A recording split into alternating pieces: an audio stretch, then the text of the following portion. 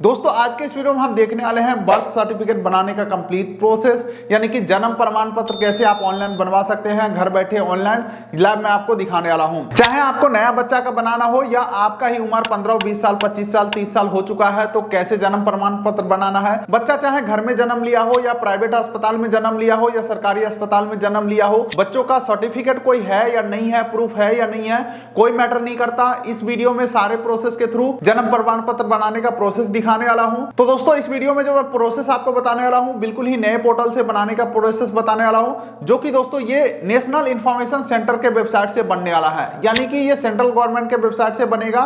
तो चाहे आप आसाम से हो, बिहार से हो, पंजाब से हो, यूपी से हो या इंडिया के किसी भी स्टेट से हो, सभी के लिए ये जन्म प्रमाण पत्र बनाने का जो प्रोसेस है वो सेम ही रहने वाला है। बस सबका अपना अपना स्टेट चेंज हो जाएंगे, प्रोसेस सेम ही रहने वाला है। देखिए मुझे लग रहा है इंट्रो काफी लंबा हो गया है, सारे बातों को साइड में रखते हैं, चलते हैं डेस्कटॉप पे स्क्रीन के ऊपर और लाइव में आपको एक जन्म प्रमाण पत्र बना करके दिखाता हूं। इसके लिए दोस्तों किसी भी ब्राउजर के गूगल में आपको टाइप करना है DCCRS, और ये जो पहला वेबसाइट आ रहा है home civil registration system government of India, इसको आपको ओपन कर लेना है। उसके बाद दोस्तों सबसे राइट कॉर्नर में आपको लॉगिन का ऑप्शन दिखेगा, इसके ऊपर क्लिक करना है और जनरल पब्लिक के ऊपर आपको क्लिक करना है। अब देखिए दोस्तों यहाँ पे मोबाइल नंबर या ईमेल आईडी डाल के आगे कंटिन्यू करना है, लेकिन दोस्तों यहाँ पे सबसे पहले आपको अकाउंट बनाना पड़ेगा। अकाउंट बनाने के लिए साइन अप ऑप्शन के ऊपर आपको क्लिक करना है। उसके बाद अपना बेसिक सा डिटेल फिल करके अकाउंट बनाना है, जो कि दोस्तों अपना अकाउंट बना लेंगे तो अपने बच्चों का या अपने फैमिली में किसी भी बच्चों का आप बर्थ सर्टिफिकेट यानी कि जन्म प्रमाण पत्र बना सकते हैं। यानी कि मैं ये कह सकता हूं यहाँ पे गार्जियन का डिटेल डाल करके अकाउंट बनाना है, उसके बाद बर्थ सर्टिफिकेट बनेगा। तो यहाँ पे अपना फर्स्ट नेम डाल देंगे, उसके बाद अपना मिडिल नेम डाल देंगे, अपना लास्ट नेम डाल देंगे, जेंडर सेलेक्ट कर लेंगे, डेट ऑफ बर्थ एंटर कर देंगे और नीचे नेक्स्ट के ऊपर क्लिक करेंगे। अभी जो प्रोफाइल बनाते समय हम डिटेल देंगे इसका कोई माने मतलब नहीं रहेगा। बर्थ सर्टिफिकेट के लिए अलग से सारा डिटेल फिल करवाया जाएगा, यहाँ सिर्फ हम अकाउंट बना रहे हैं। अब देखिए दोस्तों यहाँ पे आपको अपना एड्रेस फिल करना है, तो इंडिया के अंदर का ही हमारा एड्रेस है तो इन इंडिया सेलेक्ट करेंगे। उसके बाद अपना स्टेट सेलेक्ट करना है, डिस्ट्रिक्ट सेलेक्ट करना है, उसके बाद दोस्तों सब डिस्ट्रिक्ट सेलेक्ट करेंगे। उसके बाद दोस्तों अपना विलेज सेलेक्ट करेंगे, फिर विलेज नेम सेलेक्ट करेंगे, अपना पिन कोड डालेंगे, उसके बाद अपना फुल एड्रेस डालेंगे। जैसे कि अगर आप गांव से होंगे तो वार्ड नंबर या जो भी आपका फुल एड्रेस है वो इस पेज के ऊपर आपको फिल करके नीचे नेक्स्ट के ऊपर क्लिक करना है। उसके बाद दोस्तों आधार एंड नेशनैलिटी का ऑप्शन आ चुका है, जहां पे आपको अपना आधार नंबर एंटर करना है, नेशनैलिटी यहाँ पे इंडियन सेलेक्ट करेंगे और टर्म्स एंड कंडीशन एग्री करके नीचे नेक्स्ट के ऊपर क्लिक करेंगे। आधार हमारा वेरीफाई हो चुका है, नीचे नेक्स्ट के ऊपर क्लिक करता हूं। अब देखिए एक मोबाइल नंबर पूछा जा रहा है, मोबाइल नंबर एंटर करके सेंड ओटीपी के ऊपर क्लिक करेंगे और जो हमारे नंबर पे ओटीपी आएगा ओटीपी एंटर करेंगे। हालांकि ये आधार वाला ओटीपी नहीं है और वेरीफाई के ऊपर मैं क्लिक कर देता हूं। अब दोस्तों यहाँ पे कोड वेरिफिकेशन सक्सेसफुल हो चुका है और नेक्स्ट कर देता हूं। अब देखिए दोस्तों एक ईमेल आईडी पूछा जा रहा है, तो मेरे हिसाब से आपको ईमेल आईडी डाल देना चाहिए। अगर आप नहीं भी डालते हैं तो भी कोई दिक्कत वाली बात नहीं है, स्किप एंड रजिस्टर के ऊपर आप क्लिक कर सकते हैं। लेकिन दोस्तों मैं कहूंगा ईमेल आईडी डाल दीजिए, उससे फायदा ये होगा कि जैसे ही आपका जन्म प्रमाण पत्र अप्रूव होता है तुरंत आपके ईमेल आईडी के ऊपर देखने को मिल जाएगा। ठीक है, तो ईमेल आईडी डाल देंगे और ये जो कैप्चा दिख रहा है 15 + 15 यहाँ पे 30 कर देंगे। जो भी यहाँ पे आएगा कैप्चा वो सही से आपको फिल करना है। चलिए अब सेंड ओटीपी के ऊपर क्लिक करता हूँ। अब मुझे लगता है ईमेल के ऊपर भी ओटीपी जाएगा, डेफिनेटली ईमेल के ऊपर ओटीपी आ चुका है। ओटीपी मैं यहाँ पे एंटर करता हूँ और वेरीफाई के ऊपर मैं क्लिक कर देता हूँ। ओटीपी भी हमारा वेरीफाई हो चुका है। अब रजिस्टर के ऊपर मैं सिंपली क्लिक कर देता हूँ। अब देखिए दोस्तों हमारा रजिस्ट्रेशन सक्सेसफुल हो चुका है। अब सेम डिटेल के साथ हमें लॉगिन कर लेना है, ईमेल आईडी या मोबाइल नंबर डाल के कैप्चा एंटर करके लॉगिन करेंगे। अब देखिए हमारे नंबर पे ओटीपी गया है, ओटीपी एंटर करके लॉगिन के ऊपर क्लिक करेंगे। चलिए दोस्तों हम यहाँ पे सक्सेसफुली लॉगिन हो चुके हैं, देख सकते हैं जनरल पब्लिक के सामने हमारा आईडी आ चुका है। अब यहाँ पे हम 3 प्रकार के सर्टिफिकेट बना सकते हैं, जो कि आप यहाँ पे देख सकते हो, तीनों ऑप्शन देखने को मिल रहे हैं। लेकिन हमें जन्म प्रमाण पत्र बनाना है यानी कि बर्थ सर्टिफिकेट, तो यहाँ पे बर्थ के ऊपर क्लिक करेंगे तो आप यहाँ पे देखेंगे रिपोर्ट बर्थ का ऑप्शन देखने को मिल जाएगा। इसके अलावा अगला आ जाता है एड ओल्ड बर्थ इवेंट। ठीक है, तो अगर आपका उम्र ज्यादा हो गया है फिर जाकर के बर्थ सर्टिफिकेट बनाना चाहते हैं तो एड ओल्ड बर्थ इवेंट के ऊपर क्लिक करके जाना है। लेकिन दोस्तों मैं यहाँ पे रिपोर्ट बर्थ के ऊपर क्लिक करके आगे बढ़ता हूँ। चलिए दोस्तों अब यहाँ पे बर्थ रजिस्ट्रेशन का डिटेल्स खुल के आ चुका है। मान के चलिए आपने जो अकाउंट बनाया था वो अपना बनाया था, लेकिन बच्चों का यहाँ पे बर्थ सर्टिफिकेट बनाना है तो अब सारे ही डिटेल बच्चों का फिल किया जाएगा। ठीक है, तो सबसे पहले आपको स्टेट सेलेक्ट करना है, तो स्टेट हमारा आ जाता है बिहार। बिहार में सेलेक्ट कर लिया हूँ। उसके बाद यहाँ पे दोस्तों प्राइमरी लैंग्वेज हिंदी या इंग्लिश सेलेक्ट कर सकते हैं, मैं इंग्लिश ही रखने वाला हूँ। उसके बाद सेकेंडरी लैंग्वेज में हिंदी रखने वाला हूँ। हूं। उसके बाद डेट ऑफ रिपोर्टिंग में आज का डेट यहाँ पे आ चुका है। अब देखिए चाइल्ड इन्फॉर्मेशन आ चुका है, यहाँ पे डेट ऑफ बर्थ एंटर करना है, तो बच्चे का जन्म का तारीख आपको एंटर कर देना है। दोबारा से आपको बच्चे का जन्म का तारीख एंटर करना है। उसके बाद बच्चे का टाइम आपको एंटर कर देना है और उसके बाद जेंडर सेलेक्ट कर लेंगे, मेल है फीमेल है। और अगर बच्चों का आधार रजिस्ट्रेशन आपने करा लिया है तो यहाँ पे आप आधार या EID नंबर को डाल सकते हैं। लेकिन दोस्तों मैं यहाँ पे कुछ भी फिल नहीं करने वाला हूँ। चलिए दोस्तों, अब आपको यहाँ पे पूछा जा रहा है क्या आपने बच्चों का नाम रख लिया है। बच्चों का नाम रख लिया है तो यहाँ पे टिक नहीं करना है, और अगर आपने बच्चों का नाम नहीं रखा है तो आपको यहाँ पे टिक करना है। तो दोनों में फर्क क्या है? अगर आपने बच्चों का नाम नहीं रखा है तो यहाँ पे टिक करेंगे तो गार्जियन का डिटेल पूछा जाएगा, जैसे कि देख सकते हैं फादर इन्फॉर्मेशन पूछा जा रहा है। अगर आपने बच्चों का नाम रख लिया है तो अनटिक करेंगे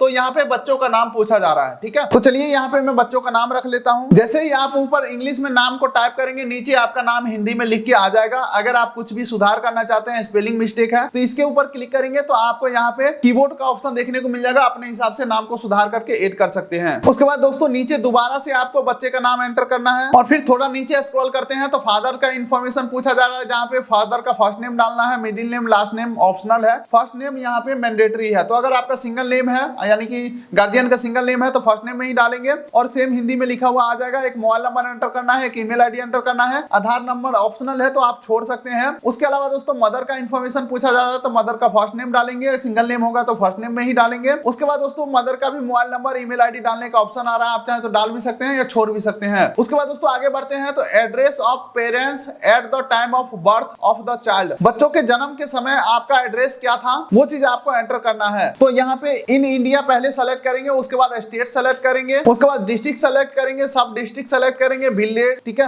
गांव का नाम, पिन कोड डालेंगे, building number, house number, street number, locality, भवन का नाम, मकान नंबर, मतलब कि अपना सारा एड्रेस फिल कर देना है। यहाँ पे आपको 2-3 केसेस हो सकते हैं। मान के चलो बच्चे का जो पिता का घर है वो कहीं और है, यानी कि जो भी है, ठीक है, लेकिन दोस्तों बच्चे का जन्म के समय माता अपने मायके में होंगे या किसी अदर जगह पे होंगे, तो जहां पे भी बच्चे का जन्म हुआ ना सिर्फ और सिर्फ वो एड्रेस डालना है। आगे हमें परमानेंट एड्रेस फिल करने का ऑप्शन आएगा, ठीक है, तो अभी सिर्फ और सिर्फ वही एड्रेस डालना है जहां पे बच्चों का जन्म हुआ है। लेकिन हाँ, हॉस्पिटल का एड्रेस नहीं डालना है, हॉस्पिटल का एड्रेस अभी आगे पूछा जाएगा। चलिए तो अपना एड्रेस फिल करेंगे। चलिए उसके बाद नीचे स्क्रॉल करेंगे तो परमानेंट एड्रेस ऑफ पेरेंट्स का यहाँ पे ऑप्शन आ चुका है। मान के चलिए हमारा परमानेंट एड्रेस है बिहार में, रहता हूँ पंजाब में, तो करंट एड्रेस में हमने फिल किया पंजाब वाला एड्रेस, यानी कि बच्चों का जन्म का स्थान में पंजाब वाला एड्रेस फिल कर दिया। अब देख सकते हैं परमानेंट एड्रेस में मैं फिल करूंगा बिहार वाला एड्रेस को, जो हमारा परमानेंट एड्रेस है। और अगर आपका करंट और परमानेंट सेम है तो यस के ऊपर यहाँ पे क्लिक कर देना है। चलिए दोस्तों, अब यहाँ पे अगला ऑप्शन आ रहा है प्लेस ऑफ बर्थ, यानी कि जन्म का स्थान, जहाँ पे सबसे पहले पूछा जा रहा है बच्चा का जन्म घर पे हुआ है या हॉस्पिटल में हुआ है या अदर जगह पे हुआ है। तो अगर आप घर पे सेलेक्ट करते हैं तो अपना घर का एड्रेस डालना है, और अगर आप हॉस्पिटल सेलेक्ट करते हैं तो हॉस्पिटल का डिटेल डालना है, अगर आप अदर स्थान का सेलेक्ट करते हैं तो अदर स्थान का एड्रेस डालना है। लेकिन यहाँ पे मैं फिलहाल घर का सेलेक्ट करूंगा। और फिर यहाँ पे पूछा जा रहा है क्या जन्म का स्थान बच्चों के जन्म के समय माता पिता के समान है, यानी कि आपने जो एड्रेस दिया है सेम एड्रेस के ऊपर बच्चों का जन्म हुआ है, तो आप यहाँ पे टिक कर देंगे तो आपका जो एड्रेस है वो ऑटो फिल हो जाएगा पिता का एड्रेस वाला। तो दोस्तों ऊपर का सारा डाटा फिल करने के बाद नीचे नेक्स्ट के ऊपर क्लिक करेंगे। आपको अंतिम में यहाँ पे रजिस्ट्रेशन यूनिट का भी ऑप्शन देखने को मिल जाएगा। तो ग्राम पंचायत यहाँ पे गंगसारा, यानी कि हमारे जो भी यूनिट है उसका ऑप्शन आ चुका है, इसे मैं सेलेक्ट कर लेता हूँ। नीचे नेक्स्ट के ऊपर मैं क्लिक करता हूँ। चलिए दोस्तों, अब आपको इस पेज के ऊपर देख सकते हैं माता जहाँ रहती है उनका एड्रेस के बारे में बताओ बोला जा रहा है, ठीक है। तो जनरली क्या हो सकता है यहाँ पे, या तो माता मायके में रहते हो या ज्यादातर केसेस में करंट परमानेंट एड्रेस सबका सेम ही होता है, माता भी अपने हस्बैंड के यहाँ ही रहते हैं, ठीक है। तो इस केसेस में आप यहाँ पे टिक कर सकते हो और आपका जो भी करंट परमानेंट एड्रेस पहले से था वो एड्रेस यहाँ पे ऑटो फिल हो जाएंगे। अब अगला यहाँ पे आ जाता है फादर इन्फॉर्मेशन। यहाँ पे पिता के बारे में सूचना देना है, जिसमें सबसे पहले पूछा जा रहा है किस धर्म से आते हैं, हिंदू, मुस्लिम, सिख, ईसाई, तो अपने हिसाब से सेलेक्ट करेंगे। उसके बाद फादर का एजुकेशन क्वालिफिकेशन यहाँ पे पूछा जा रहा है, तो अपने हिसाब से सेलेक्ट कर सकते हैं। उसके बाद फादर का ऑक्युपेशन यहाँ पे करते क्या है, तो अपने हिसाब से सेलेक्ट करेंगे। उसके बाद दोस्तों मदर का इन्फॉर्मेशन पूछा जा रहा है, तो मदर का यहाँ पे जाति धर्म सेलेक्ट करेंगे। उसके बाद मदर का क्वालिफिकेशन सेलेक्ट करेंगे। उसके बाद दोस्तों मदर का ऑक्यूपेशन सेलेक्ट करेंगे। उसके बाद दोस्तों नीचे स्क्रॉल करेंगे तो अदर इन्फॉर्मेशन में देख सकते हैं सबसे पहले पूछा जा रहा है माता का शादी के समय उम्र कितना था, तो अपने हिसाब से देख लेंगे, जो भी है फिल करना है। उसके बाद दोस्तों अगला पूछा जा रहा है बच्चे का जन्म के समय माता का उम्र क्या था, और अगला यहाँ पे पूछा जा रहा है टोटल कितने बच्चे हैं, तो आपको यहाँ पे अपने हिसाब से फिल कर लेना है। चलिए दोस्तों अब जन्म से संबंधित कुछ और जानकारी पूछा जा रहा है, जहाँ पे देख सकते हैं type of attendance eight delivery. तो यहाँ पे दोस्तों स्टार्टिंग में हमने सेलेक्ट किया था कि बच्चे का जन्म घर पे ही हुआ है, जिस वजह से यहाँ पे ऑप्शन आ रहा है कि किसके मदद से घर पे जन्म हुआ है,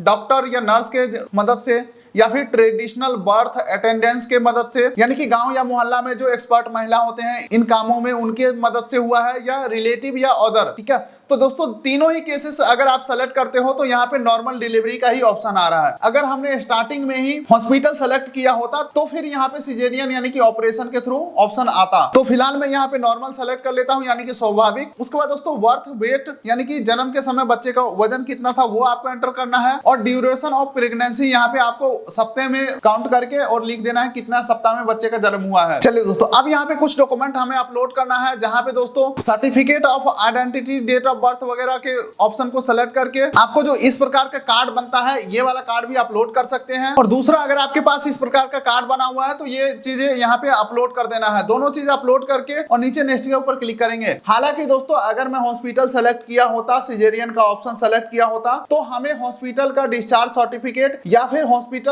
का जो भी प्रूफ होता वो हमें यहाँ पे अपलोड करने का ऑप्शन मिल जाता। चलिए डॉक्यूमेंट हमने अपलोड कर दिया, नीचे नेक्स्ट के ऊपर मैं क्लिक करता हूँ। अब देखिए दोस्तों डिटेल हमारा सक्सेसफुली सबमिट हो चुका है। अब आपको इस पेज के ऊपर सारा डिटेल को रिव्यू कर लेना है, सब कुछ सही सही होना चाहिए, अगर गलत है तो बैक करके जा करके सही कर लेना है। हमारे केसेस में सारा कुछ सही है तो नीचे नेक्स्ट के ऊपर मैं क्लिक करता हूँ। चलिए दोस्तों एक बार फिर से आपको यहाँ पे सारा डिटेल को वेरीफाई कर लेना है, सब कुछ सही है तो यहाँ पे टर्म्स एंड कंडीशन एग्री करेंगे और नीचे सबमिट के ऊपर क्लिक करेंगे। चलिए दोस्तों सारे डिटेल सबमिट करने के बाद आपको कुछ पेमेंट करने की जरूरत होगा। देख सकते हैं मेरे केसेस में 10 रुपए का पेमेंट मांगा जा रहा है। यहाँ पे प्रोसीड टू पेमेंट के ऊपर क्लिक करके पेमेंट कंफर्म करना है। पेमेंट के लिए आगे बढ़ते हैं तो देख सकते हैं एप्लीकेंट का नेम और इवेंट टाइप में आपको बर्थ सेलेक्ट करना है, और नीचे अमाउंट 10 रुपया डाल के प्रोसीड टू पे के ऊपर क्लिक करेंगे और पेमेंट को कर देना है कंफर्म। जैसे ही पेमेंट कंफर्म करते हैं इस प्रकार का पेमेंट रिसिप्ट भी आपके पास जनरेट हो जाएंगे, और फिर आपका जो एप्लीकेशन है वो सक्सेसफुली सबमिट हो जाते हैं, और यहाँ पे आपको ट्रैकिंग डिटेल भी देखने को मिल जाएंगे। अब दोस्तों आगे का क्या प्रोसेस होता है ये भी जान लीजिए। जैसे ही आप डिटेल सबमिट करते हैं आपके जो भी नजदीकी पंचायत होगा वहां पे रिक्वेस्ट जाएगा, वो लोग वेरिफिकेशन करेंगे।